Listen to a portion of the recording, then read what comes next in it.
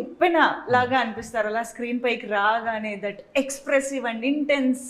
అంటే మామూలుగా love at first sight scenes మనం చాలా సినిమాల్లో చూసుంటాం కానీ బస్సులో ఈయన లావణ్య గారిని చూసిన ఒక దట్ ఇంటెన్స్ లవ్ అనేది ఇట్స్ బియాండ్ వర్డ్స్ అన్నమాట.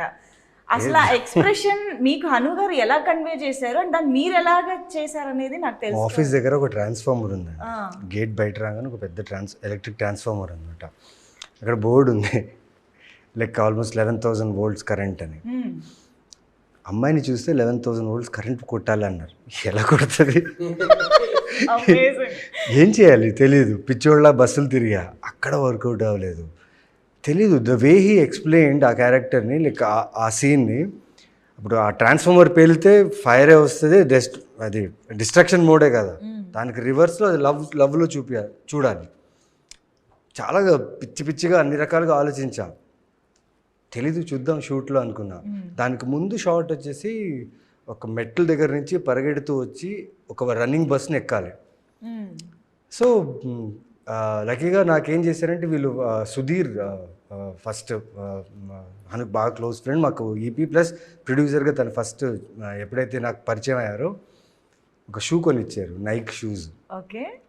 ఈయనేమన్నారంటే లైక్ కేబీఆర్ పార్క్ రన్ అన్నారు. నేను 8 rounds 5 rounds ఊరికే పరిగెట్టేవాడిని, తెలీదు, చెప్పారు కదా అని రన్ చేస్తూనే ఉన్నా. బట్ ఆ 21 times నేను రన్ చేసింది బికాస్ నేను పరిగెడుతున్నా, కెమెరా వస్తుంది, బట్ నాతో వెనక రన్ చేసేవాళ్ళు వాళ్ళు కోపప్ చేయలేకపోతున్నారు.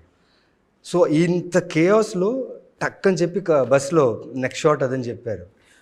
ఓ బట్ అదే ఆ ప్రాసెస్లో ఇంత జరిగింది కదా, ఆ ప్రాసెస్లో ఐ థింక్ 2 or 3 takesలో అయిపోయింది, టక్కని అయిపోయింది.